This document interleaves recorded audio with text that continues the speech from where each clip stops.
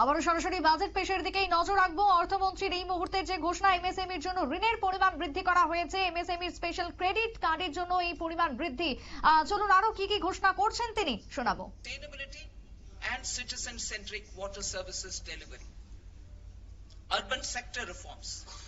Building on the July budget proposals, urban sector reforms related to governance, municipal services, urban land and planning will be incentivized. Urban Challenge Fund. The government will set up an urban challenge fund of 1 lakh crore rupees to implement the proposals for cities as growth hubs, creative redevelopment of cities, and for water and sanitation purposes announced in the July budget. This fund will finance up to 25% of the cost of bankable projects, with a stipulation that at least 50% of the cost is funded from bonds, bank loans and PPPs. An allocation of 10,000 crore is proposed in 2025-26. Power sector reforms. We will incentivize electricity distribution reforms and augmentation of intra-state transmission capacity by states. This will improve financial health and capacity of electricity companies. Additional borrowing of 0.5% of GSDP will be allowed to states contingent on these reforms. Nuclear energy mission for Vikasit Bharat.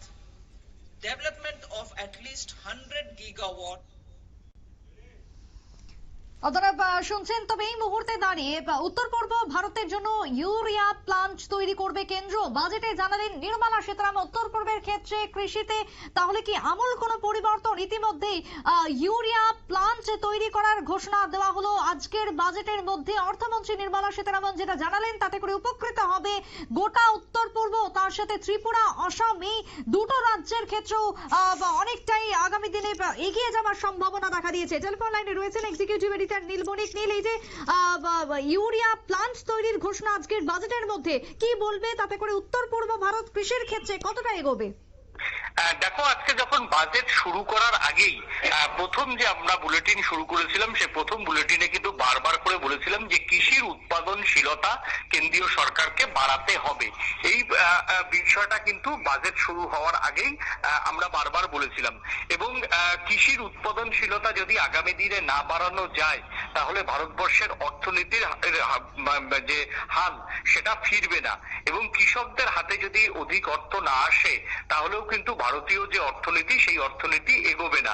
এবং বারবার কিন্তু দেখো, এর একদম শুরুতেই কিন্তু আমরা বলেছিলাম যে সার, যে ভারতবর্ষের যে ফার্টিলাইজার, সেই ফার্টিলাইজারটা কিন্তু বেশিরভাগই আসে হচ্ছে বিদেশ থেকে।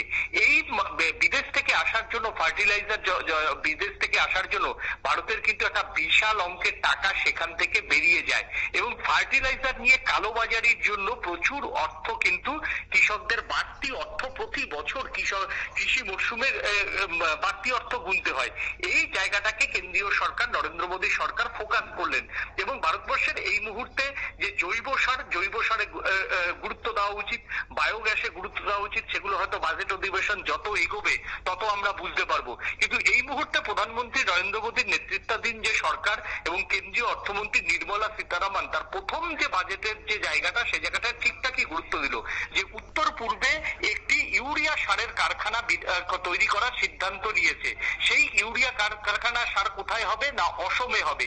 যেহেতু নর্থ ইস্টের হেডকোয়ার্টার হচ্ছে একেবারে অসমে, এবং নর্থ ইস্টের সেখান থেকে যদি একটি ইউরিয়া কারখানা তৈরি করা যায়, তাহলে নর্থ ইস্টের যে মূলত 7টি স্টেট আছে, সেই 7টি স্টেটে খুব অল্প সময়ের মধ্যে ইউরিয়া তুলে দেওয়া যাবে, কৃষকদের হাতে তুলে দেওয়া যাবে।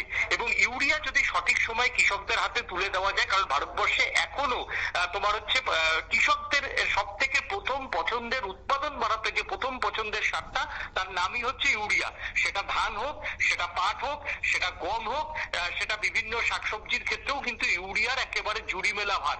কারণ সঠিক সময় ফসল তুলতে গেলে জমিতে ইউরিয়া দিতে হয়। এবং তোমার হচ্ছে ইউরিয়া, ফসফরাস, পটাশিয়াম এগুলো দিয়েও কিন্তু অনেক সময় দেখা যায় যে কৃষকরা তাড়াতাড়ি ফসল ফসল তোলার জন্য যখন জমিটা কাল্টিভেশনটা যখন জমি তৈরি হয় তখন এই মিশ্রিত সারগুলো দেয়।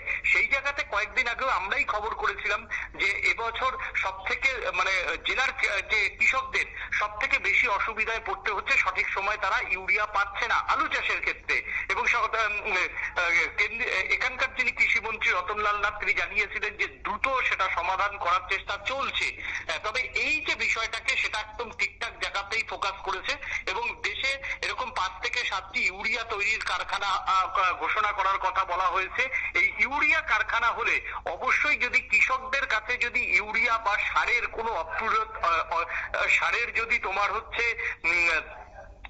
চাহিদা যদি সারের যে যোগান সেই যোগানে যদি ঘাটতি না থাকে তাহলে কৃষকরা অবশ্যই খুশি হবে। এবং অসমে যদি ইউরিয়া কারখানা প্রস্তাব হয়েছে এবং ইউরিয়া কারখানার ঘোষণা করা হয়েছে, দেখো অসম থেকে ত্রিপুরার কৃষকদের হাতে খুব দ্রুত ইউরিয়া চলে যাওয়া যাবে এবং অসম থেকে পশ্চিমবঙ্গের নর্থ বেঙ্গলে ইউরিয়া বা চাষিরা দ্রুত ইউরিয়া সেখান থেকে যাওয়া যাবে এবং মণিপুর, মিজোরাম, নাগাল্যান্ড, তোমার হচ্ছে অরুণাচল, এই যে প্রদেশগুলি আছে সমস্ত প্রদেশের কৃষকদের হাতে দ্রুত ইউরিয়া পৌঁছাবে। এবং সেই ইউরিয়া কারখানা যদি হয় তাহলে গোটা উত্তর পূর্ব ভারতের যে কৃষকদের হাতে যে ইউরিয়া মেন যে অস্ত্র কৃষকদের সেটা দ্রুত পৌঁছে যাবে। এবং এই সিদ্ধান্ত অত্যন্ত অত্যন্ত গুরুত্বপূর্ণ আজকের অন্তত দিনে। অন্যদিকে কেন্দ্রীয় কৃষিমন্ত্রী তিনি যেটা বারবার বলার চেষ্টা করেছেন যে তোমার হচ্ছে উৎপাদন বাড়াতে হবে। দেখো নির্মলা সীতারামন তিনি বলেছেন যে কৃষকদের সহজ শর্তে তোমার হচ্ছে ঋণ দেওয়া হবে, সেটা 5 লাখ থেকে 10 লাখ পর্যন্ত বাড়িয়ে দেওয়া হয়েছে। অর্থাৎ এই যে কৃষকদের হাতে যে মানে যারা মাঝারি পরিমাণের কৃষক, যারা ছোট পরিমাণের কৃষক, তাদের ধরো 1 থেকে 1.5 লাখ বা 2 লাখ টাকা পর্যন্ত ঋণ নিলেই একটা মৌসুম হয়ে যায়। তারা এই ঋণের জন্য মহাজনী প্রথা অর্থাৎ মহাজনী প্রথার উপর নির্ভর হতো, মহাজনদের কাছে ঋণের জন্য হাত পাতত। সেই জায়গায় মহাজনদের উপর ঋণে হাত পাতলে কি হয়, কৃষকদের সেই মহাজনের কাছে ফসল বিক্রি করতে বাধ্য হয়। এতে মহাজনের উপর নির্ভর করে কৃষকের এমএসপি কত হবে। এই জায়গাতে যদি সহজ সরল শর্তে যদি এই যে 5 লাখ থেকে 10 লাখ বাড়ানো গেল, অর্থাৎ মিডিয়াম চাষি একটু মানে ছোট থেকে যে মিডিয়াম চাষি, সেই মিডিয়াম চাষিরা যদি 10 লক্ষ পর্যন্ত সঠিক সময়ে এবং ব্যাংক থেকে দ্রুত লোন নিতে পারে তাহলে কিন্তু এই জায়গাতে তোমার হচ্ছে এই যে কালোবাজারি বা ফোরেবাজারি সেটার কিন্তু অনেকটা নিয়ন্ত্রণ করা সম্ভব হবে। এবং এই জায়গাতে ব্যাংকগুলিকে যে রাষ্ট্রায়ত্ত ব্যাংক, দেখো কোনো বেসরকারি ব্যাংক কিন্তু কৃষকদের লোন দেয় না, ছোট কৃষকদের মাঝারি কৃষকদের লোন দেয় না। তারা হরিয়ানা, পাঞ্জাব, উত্তরপ্রদেশ এই বড় যেখানে কৃষক সেই কৃষকদের লোন দেয় বেসরকারি ব্যাংকগুলি। সেই ক্ষেত্রে যদি সরকারি ব্যাংকগুলিকে যে একটা কৃষি ঋণ দিতে যে অনীহা থাকে সেটাকে যদি সমস্যা সমাধান করা যায় অবশ্যই এই ক্ষেত্রে কৃষকরা কিন্তু অনেক উন্নতি করার একটা জায়গা পাবে। এবং আরো একটা যে ফল, দেখো ভারতবর্ষের ফল হচ্ছে তোমার হচ্ছে আম, জাম, কাঁঠাল, এই যে আমাদের ত্রিপুরাতেই আনারস, এই যে ফল উৎপাদনে জোর এবং সেই ফল দেশের মার্কেটে যেমন ফল উৎপাদনের ফলে দেশের মানুষের যেমন এই যারা বাগিচা করে তারা যেমন বিক্রি করতে পারবে, তেমনি কিন্তু ফল বিদেশে এক্সপোর্ট করলে সেখানেও কিন্তু কৃষকদের কৃষি একটা অর্থনীতি বড় এগোবে। এবং তৈলবীজ, দেখো তৈলবীজ হচ্ছে খুব ইম্পর্টেন্ট, তৈলবীজ আর ডাল। ভারতবর্ষের যে ডাল এই মুহূর্তে সব থেকে বেশি আসে হচ্ছে কানাডা থেকে ভারত প্রচুর ডাল কিন্তু নেয়। ইউক্রেন থেকে প্রচুর গম কিন্তু ভারত আমদানি করে এবং মার্কিন যুক্তরাষ্ট্র থেকেও কিন্তু ভারত একটা সময় প্রচুর গম উৎপাদন করত। তবে মার্কিন যুক্তরাষ্ট্র থেকে এখন গম উৎপাদনের প্রবণতা একটু কমেছে। এবং অন্যদিকে তৈলবীজ দেখো আমরা মোটামুটি মালয়েশিয়ার দিকে গুলো তাকিয়ে থাকি হচ্ছে পাম অয়েলের জন্য, পাম ফলের জন্য আমরা মালয়েশিয়ার দিকে তাকিয়ে থাকি, আমরা ইউক্রেনের দিকে তাকিয়ে থাকি সূর্যমুখী বীজের জন্য, আমরা ইউরোপের বিভিন্ন কান্ট্রির দিকে তাকিয়ে থাকি সূর্যমুখী বীজের জন্য। কারণ হচ্ছে সর্ষে, ভারতবর্ষে যা সর্ষে তৈরি হয় সেই সর্ষের তেল দিয়ে কিন্তু সারা বছর ভারতের চলে না। তাহলে তো অল্টারনেটিভ যে অয়েল সেটা পাম অয়েল হতে পারে, সেটা সূর্যমুখী হতে পারে, সেটা অলিভ অয়েল হতে পারে। এই যে মানে মানে ফসলগুলি, সেই ফসলগুলিকে প্রতি বছর ভারত সরকারকে এক্সপোর্ট করতে হয়। এই জন্য ভারত সরকারের একটা ফান্ড থেকে মোটা অঙ্কের টাকা যায় এবং সেটার কিন্তু যেহেতু বাইরে থেকে এক্সপোর্ট করতে হয়, তাতে ভারত সরকারের কিন্তু অনেক টাকা যেমন যায়, তেমনি অনেক পয়সা দিয়ে কিন্তু এখান থেকে জিনিস কিনতে হয়।